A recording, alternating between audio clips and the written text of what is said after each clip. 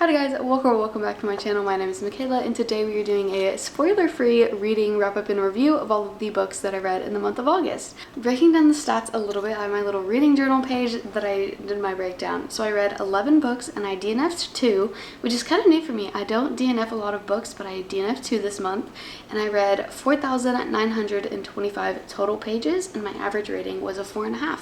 So we're gonna get right into it. Out the first book that I read this month, and that was Apprentice to the Villain by Hannah Nicole Meyer. This is the sequel to Assistant to the Villain, which came out last year. This was very anticipated for me because I absolutely loved Assistant to the Villain, and for me, I think I really just liked it was a light-hearted fantasy. There was magic, but it really wasn't intense, and it was just light-hearted throughout. I loved the banter between the characters and all of the relationships, and I just really loved it. And I would say if you like cheesy movies and TV shows, I would recommend giving these a try. I know some people don't like how cheesy it is, but I actually really enjoyed it.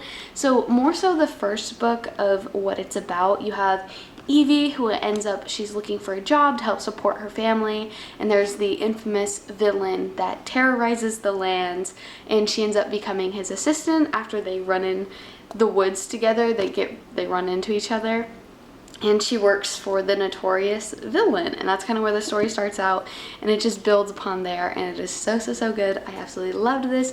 I gave this 4 stars. It didn't get 5 just because I feel like it dragged out in the middle just a little bit, but I still did really enjoy it, and we got some more characters' point of views. In the first book we only got Evie and the villains, but this one we got a few more characters, so I really did enjoy that part of it, and like I said, I gave this one 4 stars. We have one of the most anticipated series that I've been waiting to read, and that is the Acatar series by Sarah J. Maas. I read the Throne of Glass series last year at the end, and I really wanted to give myself time in between reading Throne of Glass and Acatar to just be able to appreciate the series separately and not compare them. And I'm really glad I did, because Throne of Glass and Acatar are very different, and if you compare them to each other, like, they just don't match up. They're very different, and I loved each one separately. And yeah, so we're gonna go into the first book. So you're starting out, you're following Farah Acaron, who she is hunting in the forest to protect her family, and she is a human, and there's the human world, and then there's the Fae Prithian world where all of the High Fae rule, and there's a wall that separates them after the Great War. Well, Farah is hunting in the forest, and she ends up killing a wolf, which is banned, and she ends up getting hunted down by one of the Fae that was connected to that wolf, and as her punishment they take her into Prithian, into the Fae realm. And that is kind of where the story starts out. And the first book, I would say, if you're not too into it within the first half of it, give it a chance. The ending really does pick up the second half, as well as the next 2 books in the series are so good. These first 3 books in the series are so action-packed, and one thing I really enjoyed the most about them is the pacing. They don't dwell on something for too long. Like, it's constantly, you keep going and the story is moving, and there's always new developments, and I really enjoyed that about these books, especially because they are so long. There wasn't just useless filler in there, in my opinion, and I really enjoyed. I gave all 3 of these books 5 stars. And yeah, I would highly recommend this series to anyone. Then we're going to go into the 4th book in the series, which was a little smaller. It's not a novella. It still is continuing the main plot line, but it is just, I don't want to call it a filler book, but you're slowing down because the first 3 books, there's so much happening, and this one is, you're kind of just slowing down in the aftermath of what happened in the first 3 books, and I really enjoyed it because we just got to see more of our characters and recovering from all of the things that they've been through, and it was just a nice change of pace, and I really did enjoy this one. I ended up giving this one 4 stars just because it was shorter, and I mean, not as much was happening. Like I said, it's just them like slowing down and more like character building, but I still really did enjoy this. Now, for the last book in the series, I have a lot of thoughts on this, and I know it's kind of, a lot of people have a lot of thoughts on it, but I felt like this book could have been like 200-300 pages shorter than it was. The pacing of this book was completely different than the first 3 books. It is another very, very long book, but not much happened until the final 200, 150 pages. The rest of it was almost just felt like filler. Don't get me wrong, I did love the romance that was in it, but there was too much. We don't need 600 pages of just useless romance and filler. In my opinion, I felt like that's what it was. There just wasn't much happening, and in the end, it was all hell broke loose, and they were just trying to fix all the problems and whatever. And I felt like the story as a whole got wrapped up so quickly. Like, this is the final book in the series, and we just wrapped it up like that. Like, I was kind of sad and dissatisfied that we didn't get as strong of an ending to this series, especially because Kingdom of Ash and Throne of Glass had such a beautiful ending and it wrapped the story up so well, whereas this one, I just felt like it didn't really, and I was really sad about it. But I ended up giving this one 4.5 stars. I still did really enjoy it. I love the characters, the world. It's obviously the final book in like the series, so I did really, really enjoy it still. But like I said, I just felt like it could have been a lot shorter, and I didn't like the pacing as much as the first 3 books of it, and I felt like it was just, quite frankly, way too long. But we're going to move on from that. Don't attack me in the comments. This is just my personal opinion. If you have a different opinion, it does not really matter. Life's not that serious. Next up, we're going to talk about one of the books that I read on my Kindle this month, and that was Hidden Pictures by Jason Rekulak. I'm looking at my reference because I don't know how to say the last name. So this book is about a girl that ends up getting hired as a babysitter. She's a recovering addict, and she gets hired by this family to watch their son as a babysitter / nanny. And the kid starts doing some weird things. He's drawing these crazy pictures. And yeah, it's a horror thriller, and I really, really enjoyed it. I gave it 4 stars. And one of my favorite parts of the book was the pictures that the kid is drawing. They're included in the book. So there's illustrations all throughout, and you're seeing all the photos. And I just loved the story. It was the perfect balance of, it was a little spooky, but it wasn't too crazy, and they kept it very realistic, and I really, really enjoyed it. So I ended up giving that one 4 stars. It's on Kindle Unlimited, and I think if you're wanting to dabble kind of in the horror genre, that is a good one to start with, because it's not too intense, but it still is really good, keeps you on the edge of your seat, and I really enjoyed that one. Another book that I read this month was It Ends With Us by Colleen Hoover, which this was kind of a surprise for me because I had not read any of her books before, but I went and saw the It Ends With Us movie in theaters, and afterwards I decided that I wanted to read the book because I was seeing a lot of stuff on social media about the things that they left out between the movie and the book, and just all the drama surrounding the movie in general. So I really wanted to read the book to get the full experience of what the story was and like the author's purpose in writing it. And I actually really enjoyed this book more than I thought I would.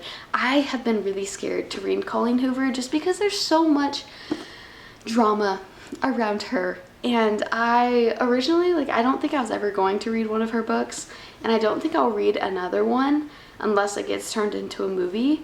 But I really did enjoy this. I felt like it talked about very deep topics, and it handled them very, very well. I think the book handled some of the topics better than the movie in terms of the conversations surrounding domestic violence and that stuff. I liked them in the book better than the movie. I did a whole reading vlog talking about reading the book and then comparing it to the movie, so go and watch that on my channel if you want a more in-depth view. But in general, you're following Lily Bloom, who grew up in a not so great household, and she had a childhood love that she fell in love with, and it's years down the line, and she found another guy, his name's Ryle, and they're dating. Well, then he kind of starts to mimic characteristics of her father that she's not really enjoying, and then her childhood love ends up coming back into the picture. And yeah, that's kind of a little overview of the story. If you don't know what it's about by now, I would highly recommend just reading it. There are some cringy aspects, like her writing to Ellen and her journal entries, but I looked past it because I did like the journal entries because you got to see so much about the story. But overall, I ended up giving this one 4 stars, which is pretty high for me, and yeah, I was pleasantly surprised with the book, to say the least. We're going to talk about The Invisible Life of Addie LaRue by V.E. Schwab. This book, was so beautiful. It was written so poetically, and I loved how the author wrote in her writing style, and I just flew through this book. I loved it so much. Also, it has a great like flop, which I love paperbacks for that reason. I'm a good floppy paperback girl, but this book just hit different. There were so many beautiful quotes. I also read this in another reading vlog where I talked about some of my favorite quotes in the book, and it was just so good. I absolutely loved it. I ended up giving it 5 stars. One of my favorite reads of the year so far, and it was just beautiful, to be honest. If you don't know what it's about, you're following Addie LaRue, who she has been alive for over 300 years, but her thing is she's cursed that no one can remember her. So she's gone through life where the moment someone looks away, they can't remember her. And you're following her story throughout history, and then eventually she finds someone who remembers her the next day, and that's never happened before. So it's following that, and it is just so good. I absolutely loved it. If you love general fiction that's just written very beautifully and poetically, I would highly recommend giving this one a shot. Like I said, I ended up giving this one 5 stars. Okay, talking about another book that I read on my Kindle this month, and that was Never Lie by Frida McFadden, which, if you don't know what it's about, it is following, I don't remember the characters' names.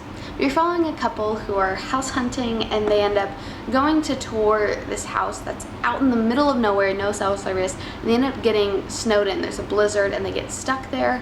Well, it turns out to be the house of a famous psychiatrist that went missing, I think it was 4 years or something prior, and you're just following that storyline. You're kind of hopping back to the therapist or the psychiatrist timeline as well, of like her story and what actually happened to her, as well as weird things start happening in the house.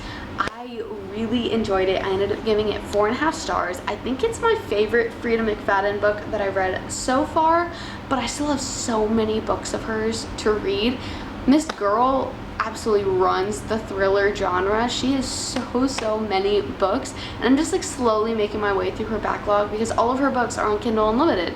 So they're just so fun to like sprinkle in there when I need a good old thriller by Frida McFadden. But like I said, this one is my favorite one that I've read by her so far, and I gave it 4.5 stars. The last physical book that I read this month was The Escape Room by Megan Golden, which this one caught me off guard. So I ended up buying this blindly from a bookstore in Delaware on my vacation, and I actually really liked it. It was a little bit different than what I was expecting. I kind of wanted more aspects of the escape room in it, but you didn't really get that. So you're following a group of 4 or 5, I think it's 5. Yeah, so you're following 5 people that are in the financial world that are in the same company, and they've done a lot of things, good and bad, to progress their career and get on top, and they end up getting trapped in the elevator in the ruse of it being an escape room and team building activity, and it turns out to be a ruse, and they have to unveil their dirty dark secrets, and there's murder and death and all of that type of stuff. So it caught me off guard a little bit just because I wanted more aspects of the escape room, but I still did really enjoy this story. You get like the backstory of one of the characters, and I really did enjoy it. I ended up giving it 3.5 stars. I did feel like at some points it was a little slow and there could have been more action in it, but I read it pretty quickly, and if you're just wanting kind of a more high-paced, I would honestly call it mystery, I wouldn't call it thriller. If you're just wanting a more fast-paced, I would recommend this. And it kind of just talks a lot about human nature and how terrible people will be in order to succeed and get on top. So that was The Escape Room by Megan Golden. The 2 books that I DNF'd this month, which, like I said, I don't DNF a lot of books, but these 2, I found myself not wanting to keep reading, and I was like, why am I forcing myself to read these? So I ended up DNFing them. And the first one was None Shall Sleep by Ellie Marney, which this one I was super disappointed because I had seen it from another YouTuber, I can't remember who, and they kind of referenced where it was similar aspects to the Natural series, where 2 kids get brought in by the FBI to help solve these cold cases. And I was super excited because I absolutely loved the Natural series. I'm a big like Criminal Minds girl. I love books that follow that nature. and it just really disappointed because the characters just weren't very likable. They didn't work the characters up for you to build a rapport with them. You really didn't learn much about them. I didn't like the characters at all, and I didn't care about the storyline. I think I was 60% the way in, and I could not give a flying F about what was going to happen next in the book. So I finally just decided to stop reading it. It was also really long. I think it was like over 500 pages, and I was like, I just don't feel like finishing this. So I decided to quit it.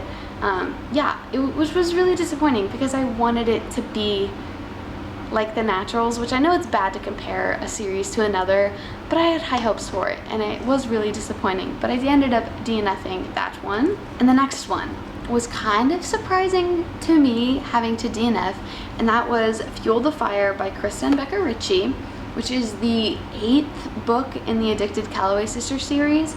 And I have loved most of the series so far, and I was absolutely eating the series up last month.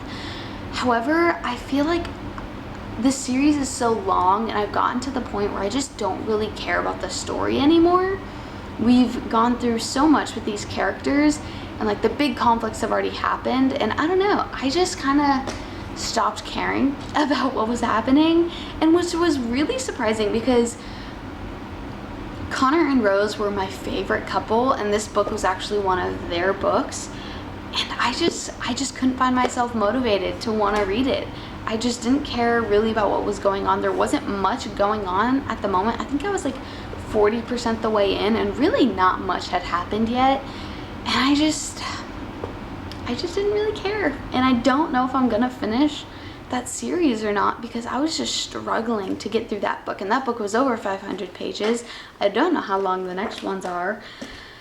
So yeah, that was another disappointment. I just ended up stop reading it because I just was forcing myself to read it, and I just didn't care. So we DNF'd it. Maybe I'll go back to it at some point. I don't know though. So that was all that I read this month. Thank you guys so much for watching. I had another great reading month, and I hope you guys like, comment, subscribe, and I will see you in the next video. Bye!